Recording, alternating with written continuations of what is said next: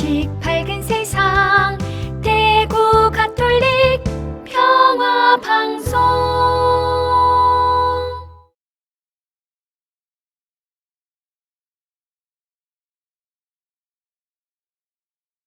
참 예수님, 이성웅 세례자 요한 신부입니다. 다들 잘 지내셨습니까? 여러분들을 위해서 항상 기도하면서 이 강의를 준비했습니다. 나눔을 통해서 더 풍성해지고 무엇보다 하느님의 큰 섭리를 깨달을 수 있는 그런 자리가 되었으면 좋겠습니다. 함께 시작기도 바치고 강의 들어가겠습니다. 성부와 성자와 성령의 이름으로 아멘. 저를 창조하신 하느님 아버지, 당신은 누구보다 저를 잘 아시나이다. 저로 하여금 제가 누구인지 깨닫게 하소서. 당신께서 저를 만드신 목적을 깨닫게 하소서. 당신께서 창조하신 그 의도대로 살아가게 하소서. 당신께서 제게 주신 성령의 은사를 잘 활용하여 당신께 영광을 드리게 하소서. 당신께서는 항상 저와 함께 하시는 임마누엘이십니다.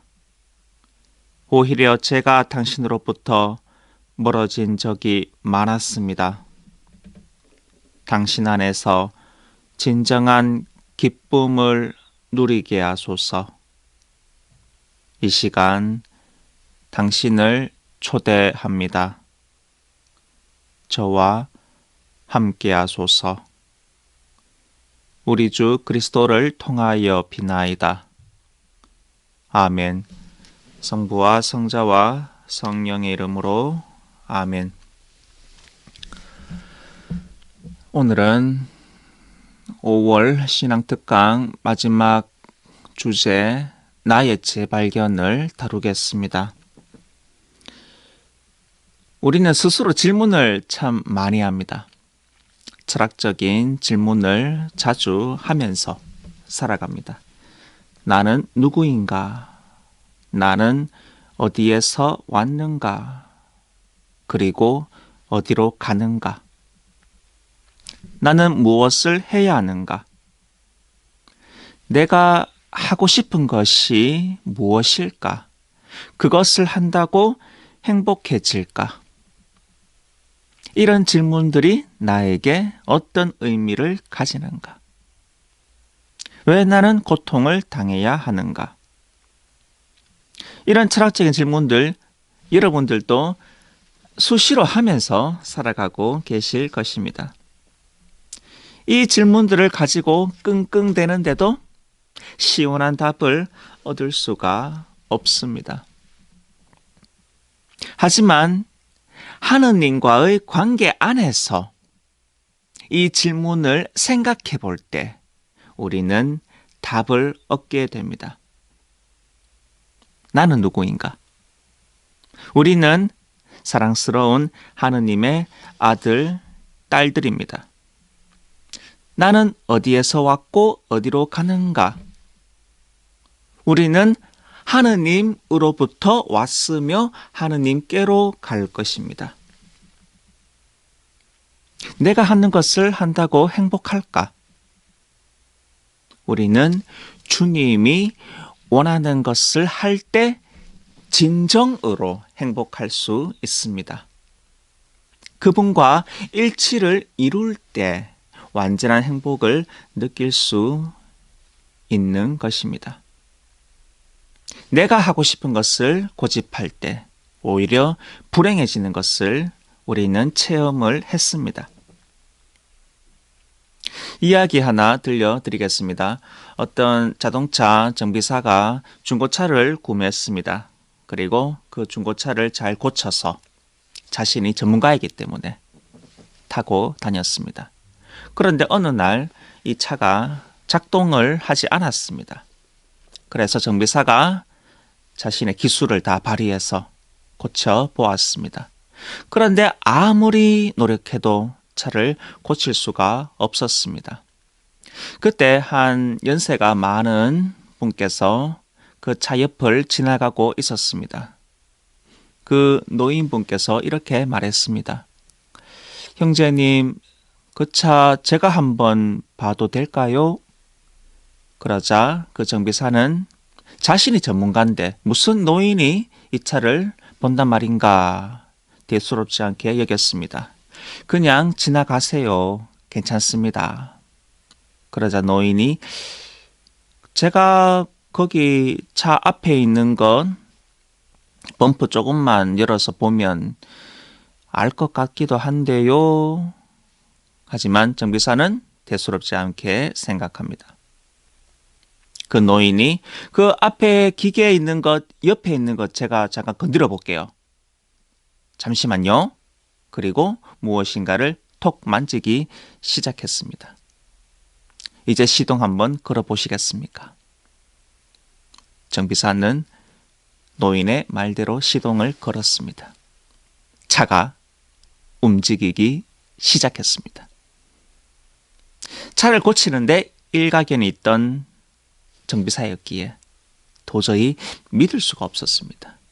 내가 전문가인데, 내가 차를 잘 아는데 어떻게 이 노인이 손가락 하나 까딱해서 이 차를 고쳤지? 실례지만 당신은 누구입니까? 그래서 노인이 말했습니다. I am Henry Ford. 네, 영어 이름이죠. 우리말로 헨리 포드입니다. 포드 자동차를 만든 그 포드였습니다. 자동차를 고치는 사람보다 더 뛰어난 사람은 자동차를 만든 사람입니다. 피아노가 고장이 났다고 생각해 보십시오. 피아노를 연주하는 사람은 피아노를 잘 압니다. 하지만 잘 고치지 못하는 경우가 있습니다. 누가 피아노를 더 잘 고치는가? 바로 피아노를 만든 사람입니다. 우리는 누가 만들었습니까? 인간이 인간을 알 수 있습니다. 같은 인간이기 때문입니다. 하지만 인간을 더 잘 아시는 분은 인간을 만드신 분, 바로 창조하신 하느님이십니다. 그래서 내가 안고 있는 모든 문제에 대한 해답은 바로 하느님께서 알고 계십니다. 내가 어떻게 살아야 하는지, 내가 안고 있는 모든 궁금증에 대한 답은 바로 하느님 아버지께서 알고 계십니다. 그래서 하느님 뜻에 따라 사는 것이 바로 내가 행복하게 사는 방법인 것입니다. 제가 서품을 받고 또 제 후배 신부님께서 또 서품을 받으셨는데 같은 본당 출신의 제 후배 신부님 모토가 하느님 뜻대로 하소서, 제 뜻이 아니라 아버지 뜻대로 이루어지소서, 이런 모토를 사제성구로 뽑았습니다. 그리고는 소감을 들을 기회가 있었는데 이렇게 말씀하셨습니다. 사실 제가 살아보니까 제 뜻대로 하니까 제대로 되는 거 한 개도 없었습니다. 그래서 아버지 뜻대로 하는 것이 더 좋아서 이 성경 구절을 택했습니다. 네, 이 방송을 통해서 제 후배 신부님 또 사목 잘 하시기를 또 선배로서 기도하고 있다는 것 기억해 주시면 감사하겠습니다. 네, 예수님께서 고통을 당하실 때 십자가상 죽음 전에 이 말씀을 하셨죠. 이 잔을 제게서 거두어 주십시오. 하지만 제 뜻대로 마시고 아버지 뜻대로 하소서. 하느님을 우리가 섬기고 그분의 뜻을 알 때, 그분의 의도대로 살아갈 때 우리는 나를 알게 되고 진정한 행복을 느끼게 되는 것입니다. 자, 나를 재발견하기 위해서 우리는 하느님을 잘 알아야 하는 것입니다. 얼마 전에 주님 승천 대축일을 지냈습니다. 이 주님 승천 대축일을 지내면서 우리는 복음 묵상을 통해서 하느님이 누구인지, 예수님이 누구인지, 그리고 내가 누구인지 깨달을 수 있었습니다. 예수님께서 하느님 오른편에 앉으셨습니다. 그 오른편에 앉았다는 말은 하느님의 권능에 동참을 했다는 이야기입니다. 하느님과 본성이 같으신 분이 바로 예수 그리스도이십니다. 하느님에게서 나신 하느님, 빛에서 나신 빛, 참 하느님에게서 나신 참 하느님으로서 창조되지 않고 나시어 하느님과 한 본체로서 세상을 창조하셨음을 나는 믿나이다 라고 니케아 신경에서 우리는 신앙 고백을 합니다. 예수님께서 하느님과 본질이 같은 분이시기 때문에 똑같은 영광을 누립니다. 그 표현이 바로 하느님 오른편에 앉으셨다라는 표현입니다.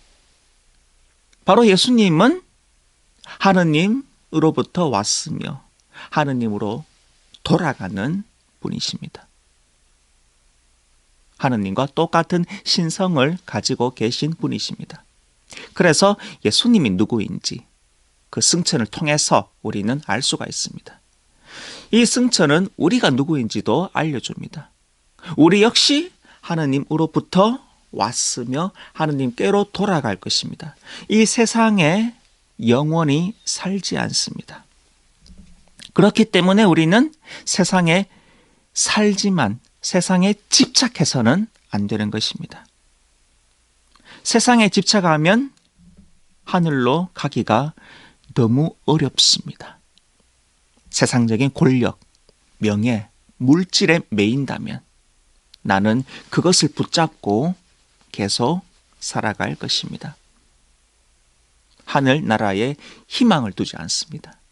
하나님께서 하시는 일에 관심이 없어집니다. 그러면 점점점 내가 불행한 삶을 살게 되는 것입니다.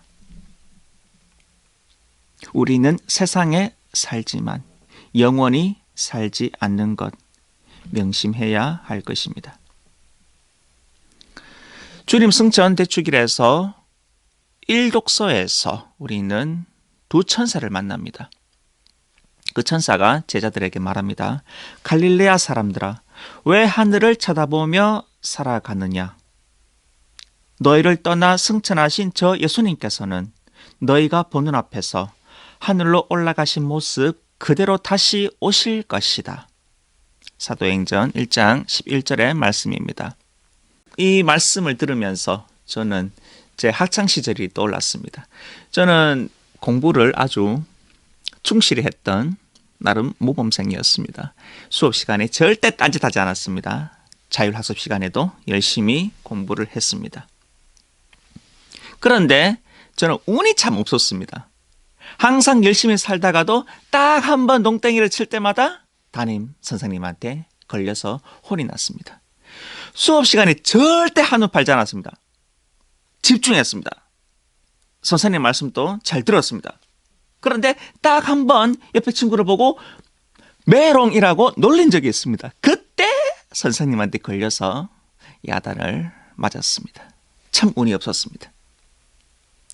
자율학습 시간에도 절대로 딴짓을 하지 않았습니다. 그런데 딱 한 번 친구와 농구가 보고 싶어서 TV를 켜서 시청을 하고 있는데 그 순간 선생님한테 걸렸습니다. 딱 한 번 했는데 그때 선생님한테 걸리는 아주 운이 좋지 않았던 충실했던 학생이었습니다. 이 모습을 제가 제자들에게서 봅니다. 예수님을 충실히 따르면서 그분께 자신을 바치면서 살았던 제자들인데 두 천사가 이 하늘을 멀뚱히 쳐다보는 제자들에게 말하는 거죠. 왜 하늘을 쳐다보고 있느냐? 너희들 뭐하니? 예수님께서 승천하시고 다시 올 건데 왜 그렇게 멀뚱하게 하늘만 쳐다보고 있느냐? 지금 너 더 열심히 살아야 되지 않니? 복음 전하고 예수님께서 주신 사명에 충실하고 그것이 네 임무 아니니? 지금 뭐 하고 있어? 마치 딱 한 번 농땡에 치다가 걸린 저의 모습을 보는 것 같습니다. 천사가 먼 산을 보는 제자들에게 꾸지람을 하는 것 같습니다. 사실 제자들은 상실감을 느꼈습니다. 가장 소중한 분을 잃었습니다. 유일한 스승이신, 유일하게 자신들이 의지했던 그 예수님을 잃었습니다. 더 이상 세상에서 함께하지 못합니다. 그렇기 때문에 먼 산을 바라본 것입니다.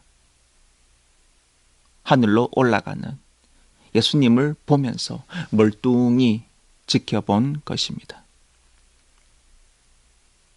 우리 역시 소중한 사람을 잃을 때, 소중한 것을 잃을 때 멀뚱히 하늘만 쳐다봅니다. 할 말이 나오지 않습니다. 희망이 없습니다. 나에게 너무나 소중한 사람을 잃었습니다. 얼마나 힘이 빠지겠습니까? 나의 건강을 잃을 때 얼마나 허무함을 느낍니까? 내가 다녔던 직장을 잃을 때 얼마나 힘이 들겠습니까? 살아가면서 우리는 아픔을 겪습니다. 그때마다 좌절감을, 실망을, 상실감을 느낍니다. 그러면 자연스럽게 하늘을 바라볼 수밖에 없습니다. 하지만 예수님께서 말씀하셨습니다. 내가 세상을 이겼다. 그리고 두 천사가 말했습니다. 하늘로 올라가신 예수님께서 다시 오실 것이다. 그렇기 때문에 우리는 과거에 매여서는 안 됩니다. 과거에 매여서 내가 그때 실수를 하지 않았더라면, 내가 그때 실패를 하지 않았더라면, 내가 이런 행동을 하지 않았더라면 더 나은 삶을 살 수 있었을 텐데, 이렇게 자꾸 과거에 매여서 살아가서는 안 될 것입니다. 그러면 현재의 나를 발견할 수가 없습니다. 예수님께서 승천하셨기 때문에 우리는 더 큰 은총을 받습니다. 2000년 전 이스라엘이라는 제한된 상태에서 사목을 하셨던 예수 그리스도가 아니라 현재 우리와 모든 순간에 함께 하시는 예수님을 만나고 있습니다. 오히려 예수님의 승천이 우리에게는 더 큰 은총이 되는 것입니다.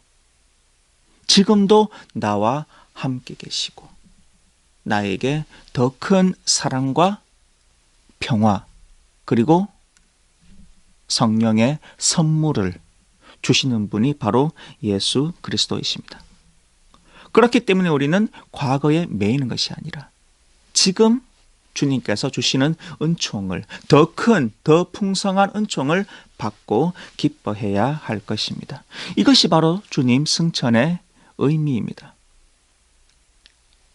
주님 승천 대축일 다음 복음에 이런 말이 나옵니다. 너희는 세상에서 고난을 당하겠지만 용기를 내어라. 내가 세상을 이겼다. 월요일 복음 말씀인데 예수님께서 말씀하셨습니다. 너희는 세상에서 고난을 겪을 것이다. 고난 없이 행복할 것이다 라고 말씀하지 않았습니다. 예수님께서 우리가 힘들게 어렵게 살아갈 것을 아셨습니다. 실패를 할지 아셨습니다. 실수를 할지도 미리 알고 계십니다. 그런데 용기를 내어라. 내가 세상을 이겼다. 예수님께서 너희가 세상을 이겼다라고 하시지 않았습니다. 너희가 세상을 이길 것이다 하지 않았습니다. 내가 세상을 이겼다. 예수 그리스도를 믿어야 하는 이유입니다. 예수님께서 우리에게 기쁨과 평화를, 승리를 가져다 주실 것입니다. 바로 예수님과 함께 할 때, 나를 포기하지 않을 때, 현재의 나를 다시 발견하게 되고 나를 더 성장시킬 수 있는 계기가 되는 것입니다. 자, 우리는 하느님께서 창조하신 창조물입니다. 그리고 예수님께서 우리를 구원하십니다. 그렇기 때문에 주님 안에서 살아갈 때 과거에 매이는 것이 아니라 현재 충실하기를 바라시는 주님의 뜻대로 살아갈 때 우리는 진정한 행복을 누릴 수 있는 것입니다. 자, 그러면 두 가지 질문을 던지겠습니다. 하느님은 도대체 내가 어떤 존재로 살아가기를 원하시는가? 다른 한 가지 질문입니다. 그런 존재로 살아가기 위해서 나는 무엇을 해야 하는가? 나를 발견하기 위한 핵심적인 질문 두 가지입니다. 하느님께서 내가 어떤 존재로 살아가기를 원하시는가? 그런 존재로 살아가기 위해서 나는 무엇을 해야 하는가? 이 질문에 답을 하면서 살아갈 때 진정으로 나를 발견할 수가 있습니다. 그런데 이 질문을 제껴놓고 내가 하고 싶은 것, 내가 해야 하는 것, 그리고 바쁘게 생각 없이 살아간다면 나를 발견할 수가 없습니다. 잘못된 나의 모습을 그리면서 살아가게 되는 것입니다.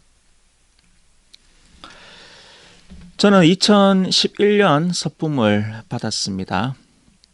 저는 미국에서 서품을 받았는데 사람들이 언제 서품 받았습니까? 이렇게 이제 물으면은 제가 농담으로 저는 2011년 모델입니다. 이렇게 답을 드렸습니다. 네, 모델 하니까 좀 생소하죠. 네.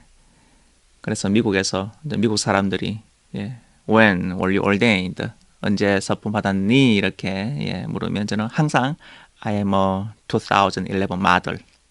2011년 모델입니다. 그런 사람들이 웃습니다. 사람들이 캐치를 하는 거죠. 2011년도에 서품을 받았구나. 자, 2011년 모델입니다. 자동차 선전하는 것 같지 않습니까? 2011년도에 나왔습니다. 2016년도에 이 차가 나왔습니다. 이렇게 자꾸 업그레이드 시켜서 선전을 하는 것 같습니다. 자, 우리 삶은 계속 업그레이드를 하는 것입니다. 자동차가 계속 업그레이드를 하는 것처럼 우리 역시 업그레이드를 계속하는 것이 나를 계속해서 발견하는 것이고 나를 계속해서 성장시키는 것입니다. 나를 업그레이드 시키기 위해서 아까 드렸던 두 가지 질문이 꼭 필요합니다. 하느님께서 내가 어떤 존재로 살아가기를 원하시는가? 그런 존재로 살아가기 위해서 나는 무엇을 해야 하는가? 컴퓨터도 사양이 있습니다. 버전이 있습니다. 휴대폰도 마찬가지입니다. 그 버전을, 그 사양을 높일수록 더 좋은 컴퓨터입니다. 우리 역시 마찬가지입니다. 나의 버전을 높여야 합니다. 최고 버전의 내가 되어야 합니다. 여러분들의 모습을 상상해 보십시오. 현재 내 모습이 어떻습니까? 그리고 침묵 속에서 생각해 보십시오. 이 모습이 내 최고 버전의 나인가? 하느님께서 나에게 많은 달란트를, 능력을 주셨는데 이것들을 어떻게 활용하면 좋을까? 그리고 어떻게 이것들을 활용해서 나를 성장시킬까? 내가 어떤 모습으로 될까? 그리고 미래의 더 나은 버전의 나를 생각해 보십시오. 여러분, 할 수 있습니다. 그런데 이 질문 없이 내가 하고 싶은 것을 생각한다면 올바르지 않은 방향으로 내가 나아갈 수가 있습니다. 더 욕심이 많은, 더 인색한, 더 교만한, 더 게으른 나의 모습이 될 수가 있습니다.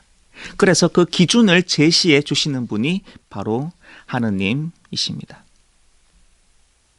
더 나은 여러분 자신이 위해서 그 꿈을 펼치시고 그 꿈을 향해서 나아가시기 바랍니다. 반드시 하느님과의 관계 안에서 이 질문에 대한 묵상을 바탕으로 해서 더 나은 최고 버전의 여러분이 되시기 바랍니다. 이것이 바로 나를 발견하는 길이고 또 하느님 안에서 올바르게 내가 성장하는 방법인 것입니다. 자, 먼저 나를 잘 발견하기 위해서 해야 할 작업이 있는데 먼저 나를 사랑해야 됩니다. 다른 사람들은 사랑하면서 나를 사랑하지 않는 분들이 너무나 많습니다. 예수님께서 말씀하셨죠? 서로 사랑하여라. 내 이웃을 내 몸같이 사랑하라. 내 몸같이 나를 이웃을 사랑해라고 했습니다. 그런데 내 몸을 사랑하지 않는 사람은 이웃을 잘 사랑할 수가 없습니다. 나를 먼저 사랑해야 합니다. 자, 그런데 나한테는 너무나 인색한 사람이 있습니다. 나한테는 좋은 것을 주지 않습니다. 좋은 것을 먹이지 않습니다. 그런데 다른 사람들에게는 너무나 잘해주는 사람들이 많습니다. 자신을 먼저 사랑하시고 나의 노고를 먼저 인정해 주시기 바랍니다. 저는 미국에서 10년 동안 공부를 했습니다. 또 학위를 땄죠. 그리고 한국에 돌아왔습니다. 학위증을 들고 감개무량한 마음으로 돌아왔습니다. 그리고 동기 모임에 나갈 때, 또 친구들을 만날 때, 친구들이 또 동기들이 또 다른 신자들이, 신부님들이 저를 인정해 주기를 솔직히 바랬습니다. 10년 동안 힘들지 않았니? 어떻게 너 영어 한 개도 못했는데 너 참 멍청했는데 그렇게 버텼냐? 밥 먹고 싶지 않았니? 맛있는 거 사줄게. 삼겹살 먹고 싶지 않았나? 소주 정말 좋아했는데 그거 어떻게 못 먹고 살았니? 이렇게 위로를 해주기를 은근히 바랬습니다. 아예 바라지 않았다 하면 제가 벌써 성인이죠. 하지만 아무도 이런 이야기 해주는 사람 없었습니다. 아, 그래, 고생했네. 그냥 툭 던지는 한마디가 전부 다였습니다. 사실 모든 사람들이 자신의 십자가를 짊어지고 갑니다. 너무나 어려운 삶의 무게를 느끼면서 살아갑니다. 그렇기 때문에 서운하게 들릴지 모르지만 나를 위로해 줄 만한 여유가 없습니다. 본인들이 가지고 있는 십자가도 무겁습니다. 그렇기 때문에 다른 사람들로부터 위로를 기대해서는 안 됩니다. 또 다른 사람들은 나를 잘 모릅니다. 내가 10년 동안 경험했던 그 많은 시행착오들, 우여곡절들을 다 세세히 아는 사람들은 한 명도 없습니다. 누가 나를 잘 아는가? 바로 나입니다. 그래서 저는 그래, 성웅아, 너 고생했어. 이제 한국 땅에서 속 시원하게 삼겹살 한번 먹어보자. 미국에서 먹지 못한 삼겹살 한번 먹어보자. 너 고생했잖아. 제가 저를 끌고 삼겹살을 먹였습니다. 눈물을 흘리면서 그동안의 수고를 다 씻어내면서 삼겹살을 먹였습니다. 내가 나를 인정해 주는 것, 꼭 필요한 작업입니다. 바로 나를 사랑하는 것입니다. 얼마 전에 제가 다이어트를 해서 20kg을 뺐습니다. 사람들이 인정해 주겠지. 어떻게 그렇게 뺄 수가 있니? 너 대단하다. 이제 마음껏 먹어. 내가 맛있는 거 사줄게. 뭐 먹고 싶니? 통닭 먹고 싶니? 피자 먹고 싶니? 아니면 합쳐서 둘 다 먹여줄까? 라면 끓여줄까? 이런 위로를 은근히 기대했습니다. 그런데 아무도 그렇게 위로를 해주지 않습니다. 살 좀 빠졌네. 그냥 이렇게 한마디를 툭툭 던지고 어떤 사람은 빠진 것 같기도 하고 빠지지 않은 것 같기도 하고 정신이 빠진 거 아니야? 뭐 이렇게 아주 대수롭지 않게 생각하시는 분들도 말했습니다. 너 얼 빠진 것 같아. 뭐 이런 분도 계셨고. 아무튼 내가 받고자 하는 위로를 주지 않습니다. 다른 사람들도 자신의 비즈니스로 워낙 바쁩니다. 이처럼 내가 나에게 위로를 해주는 것, 내가 나를 사랑하는 것, 내가 나를 인정하는 것 꼭 필요한 작업입니다. 나의 재발견을 위해서 먼저 나를 사랑하십시오. 나를 꼭 안아주시기 바랍니다. 자, 그래야지 내가 나를 재발견할 수 있는 그 토대가 마련되는 것입니다. 자, 나를 재발견하기 위한 방법. 네, 첫 번째 방법을 알려드리겠습니다. 나의 약점을 파악해야 됩니다. 내 약점을 모르고서는 나를 알 수가 없습니다. 자, 저는 미국에서 사목을 전공했고 논문은 설교학을 썼습니다. 어떻게 하면 강론을 신자들에게 와닿게 할 것인가? 신자들과 사제의 그 간격을 좁힐 수 있을 것인가? 어떻게 하면 강론을 통해서 공동체가 성장할 것인가? 네, 이런 논문을 썼습니다. 자, 한 가지 여러분들에게 질문을 해볼까요? 어떤 강론이 좋은 강론입니까? 솔직히 말하면 신자분들 이 강론에 대한 이야기들 너무나 많이 합니다. 우리 신부님 강론이 어땠어? 참 좋았어. 길었어. 왜 강론이 삼천포로 갈까?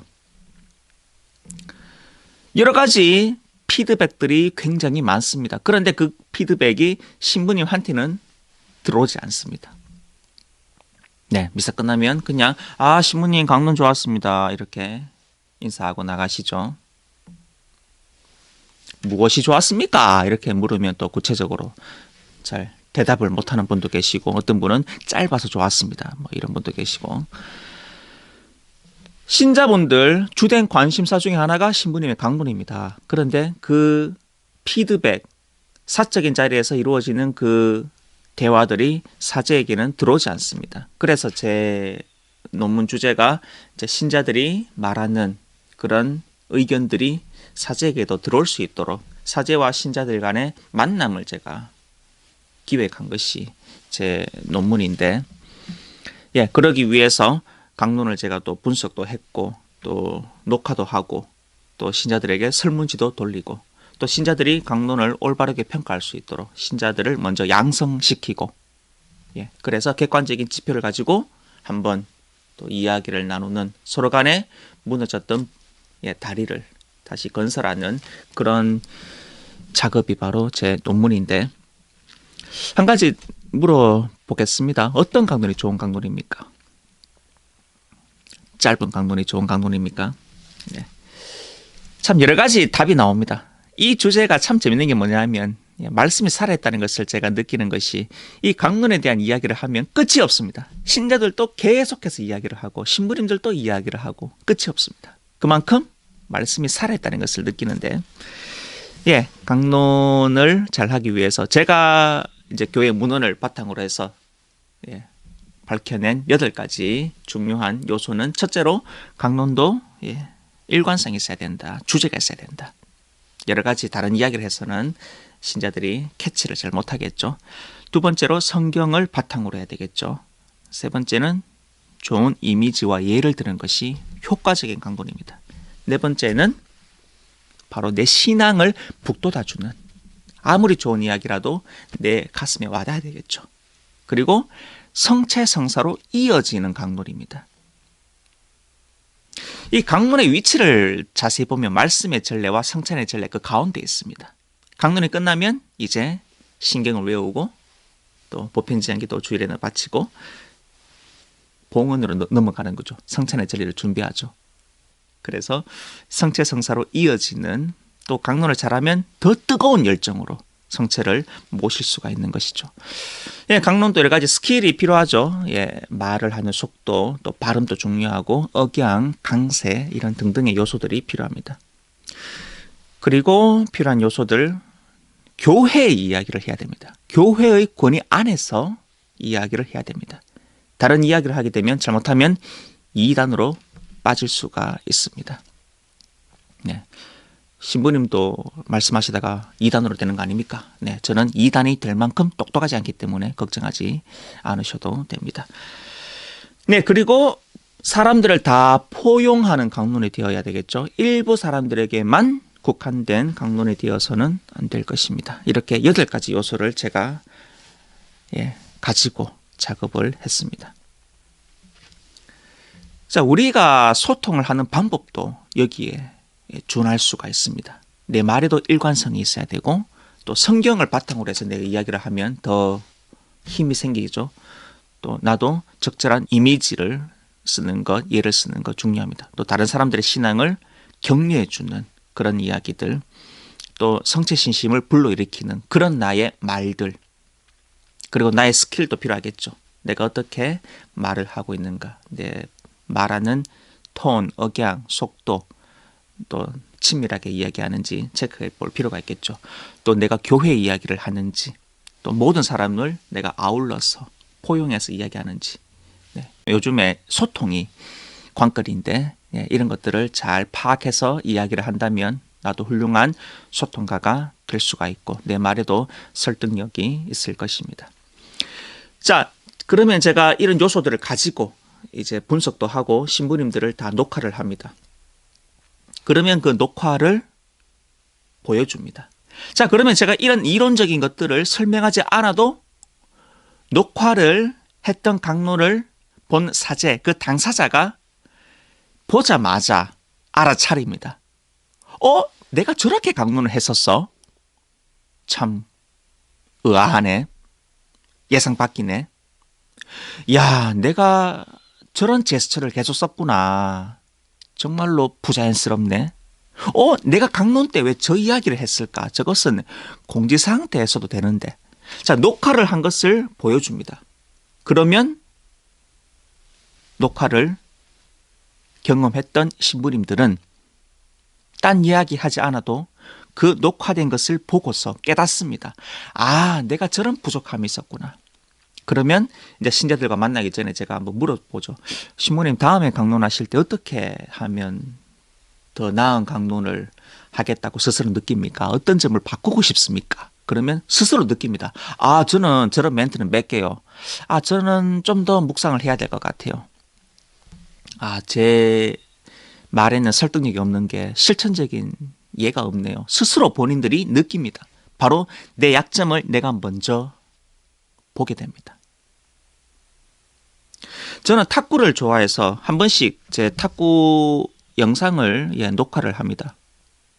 그러면 분명히 제 스윙은 이렇게 하고 있다라고 느낍니다. 제가 그렇게 생각을 하고 스윙을 합니다.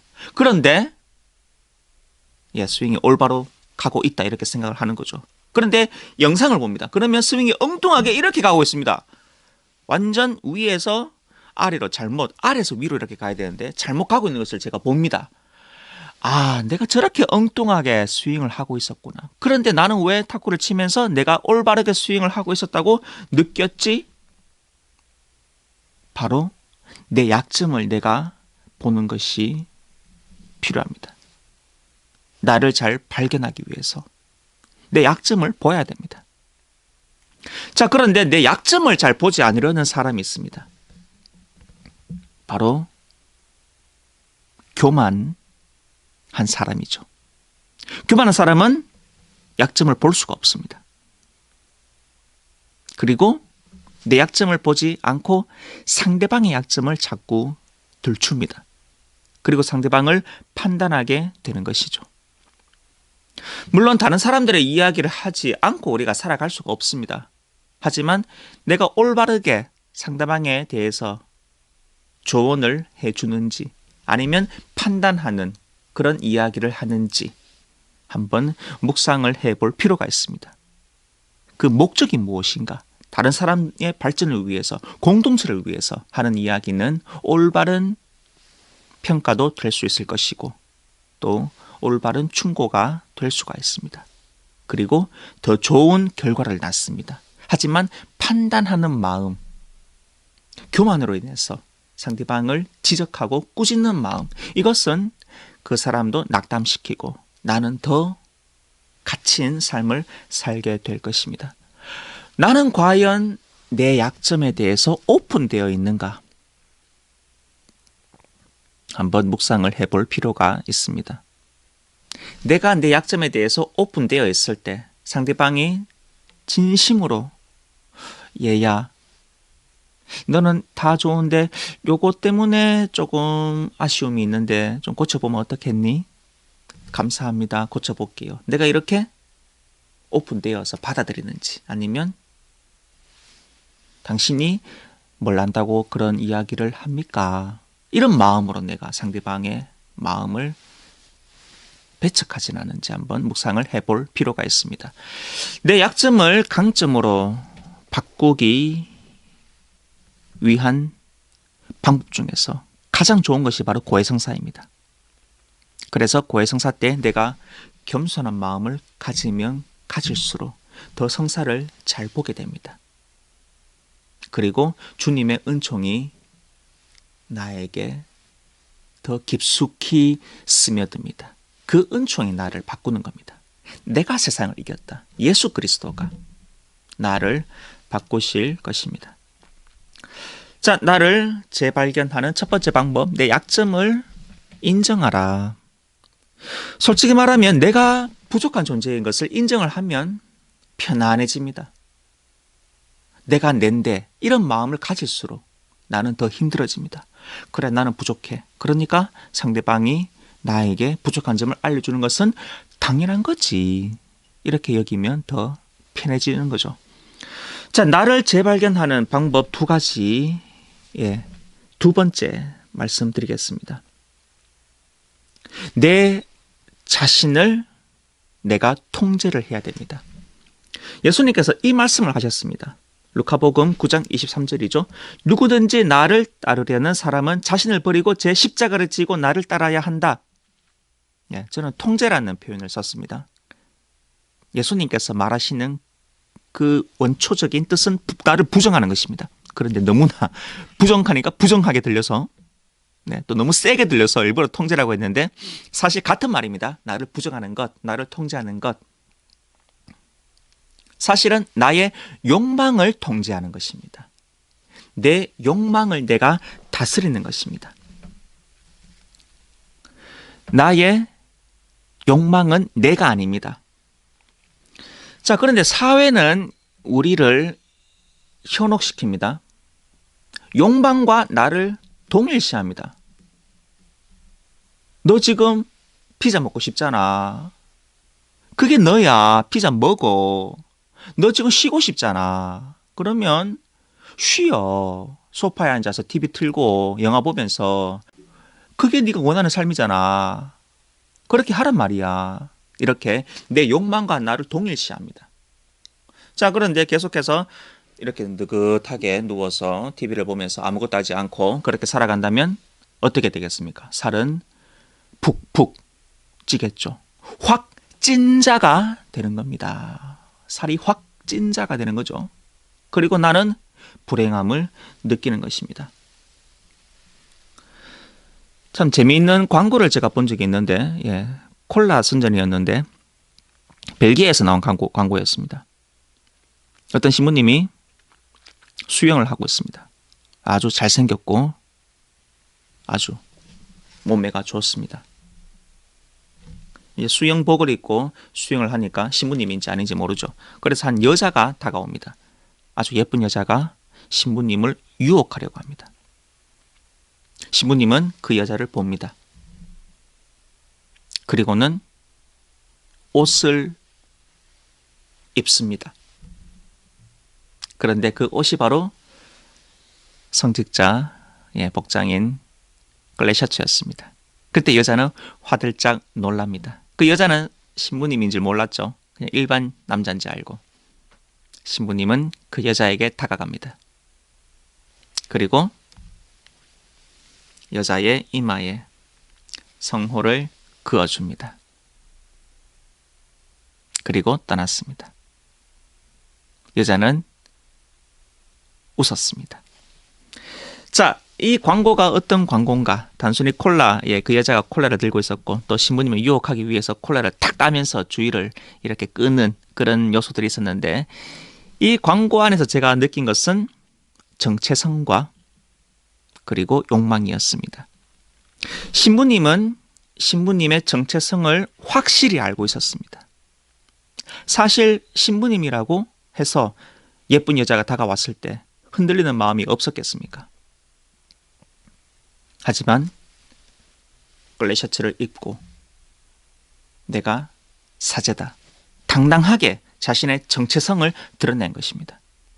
그리고 사제는 사람들에게 하느님의 복을 전해주는 사람입니다. 성수 대신 콜라 캔에 있던 그 이슬, 맺혔던 이슬을 손에 찍어서 이렇게 이마에 성호를 그어주었는데 바로 하느님의 복을 전해준 것입니다. 신부님이 그냥 흥 하고 지나갔으면 여자가 얼마나 무안했겠습니까? 축복을 빌어주고 떠났습니다. 그러자 여자가 고마워서 감격해서 웃음을 보였던 것입니다. 이 광고를 통해서 저는 존재의 정체성 그리고 우리 욕망을 이렇게 묵상을 해보았습니다. 세상은 이 욕망이 나라고 유혹을 하는 거죠. 우리가 성적인 욕망을 가지고 있는 것도 사실이죠. 그런데 그 욕망대로 다 살아가서는 안 될 것입니다. 그 행위를 해버리면 나에게 윤리적인 책임을 묻게 되는 것이죠. 그래서 욕망이 내가 아니다. 먹고 싶은 마음이 내가 아니다. 하고 싶은 것들을 다 하는 것이 나의 모습이 아니다. 이런 것들을 잘 조절해서 내가 더 성장을 하는 것이 바로 하느님께서 원하시는 모습인 것입니다. 사실 내 마음은 시시각각으로 변합니다. 매 순간 변합니다. 그 마음에 나를 맡기고 이것이 나의 모습으로 인정을 하고 살아가는 것은 너무나 어리석습니다. 지금 이 순간 내가 힘들었다가도 1시간 뒤에 너무 기뻐서 춤을 추는 것이 바로 인간입니다. 그래서 우리는 절대적인 가치를 하느님께 두고 살아가야 하는 것입니다.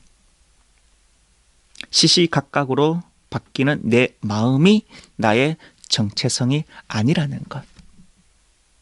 그것들을 잘 다스려서 주님의 원하시는 모습대로 살아가는 것이 나를 제대로 발견하는 것이라는 것을 우리가 알아야 할 것입니다. 자, 여기에서 저는 우리의 마지막 목표를 말하고 싶습니다. 하느님께서 어떤 존재로 살아가기를 원하시는가, 그것을 하기 위해서 내가 무엇을 구체적으로 해야 되는가, 이 두 가지 질문은 어느 방향으로 나를 이끌고 있는가. 결론부터 말씀드리면 바로 성인이 되는 것입니다. 이것이 우리의 마지막 목표인 것입니다. 내가 거룩하니 너희도 거룩한 사람이 되어라. 하느님께서 말씀하셨습니다.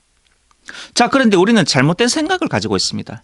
나는 절대로 성인이 될 수 없어. 이것은 겸손한 자세가 아닙니다. 포기하는 무모한 그런 마음입니다. 하느님께서는 우리가 성인이 되기를 원하십니다. 사실 성인은 하늘에서 떨어진 사람이 아닙니다. 땅에서 솟아난 사람도 아닙니다. 슈퍼맨도 아닙니다. 똑같이 우리와 나약한 인간성을 지녔던 인간이었습니다. 세상에서 가장 불행한 사람은 제가 생각하기에는 가능성을 부정하는 사람입니다. 나는 할 수 없어. 해도 안 돼. 나는 성인이 될 수 없어. 성인이 되도록 불리움을 받은 존재가 그 가능성을 완전히 부정한 채 살아가는 것. 하느님께서 과연 좋아하시겠습니까? 가장 행복한 사람은 가능성을 가지고 희망을 안고 살아가는 사람입니다. 자, 우리는 사회적 동물이죠. 여러 가지 공동체를 이루어 살아갑니다. 그러면 이 공동체 안에 구성원들이 다 있습니다. 나는 어떤 구성원들이 내 팀에 있기를 원하십니까? 할 수 없어. 우린 안 될 거야. 이런 사람일까요? 아니야. 우리 할 수 있어. 해보자. 나 이거 할 줄 몰라. 하지만 한번 시도해 볼게. 이런 사람이 내 팀에 있으면 얼마나 행복하겠습니까? 본당 신부님들도 마찬가지죠.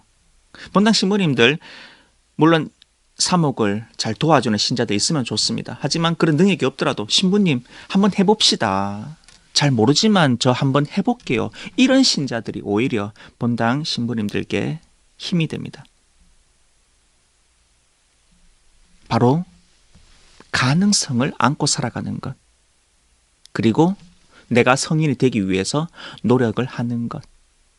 이것이 바로 나를 제대로 발견하면서 내 가능성을 실현하면서 살아가는 것일 것입니다.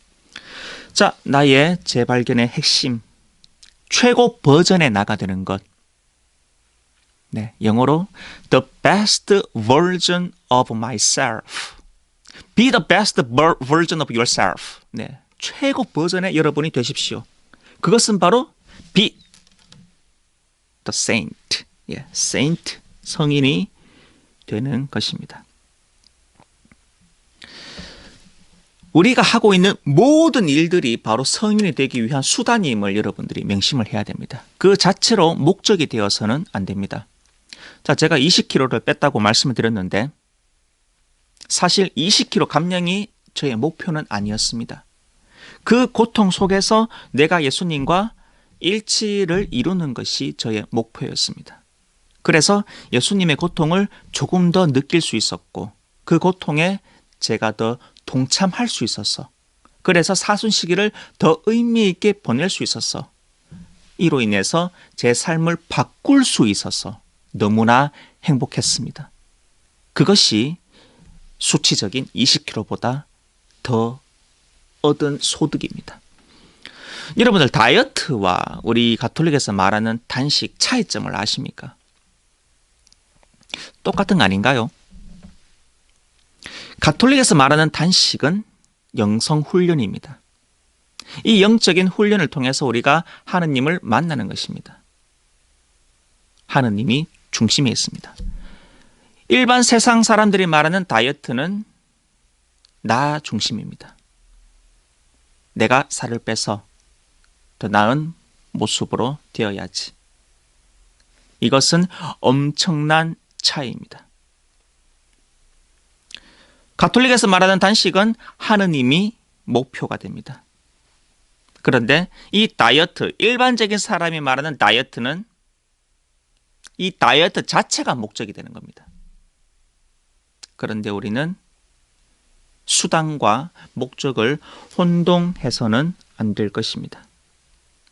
그것을 바꾸어서는 안 될 것입니다. 지금 여러분들이 하고 있는 모든 생각, 말, 행동들 바로 성인으로 나아가는 순간순간임을 명심해야 할 것입니다. 내 목적은 바로 성인이 되는 것임을 꼭 기억해야 할 것입니다.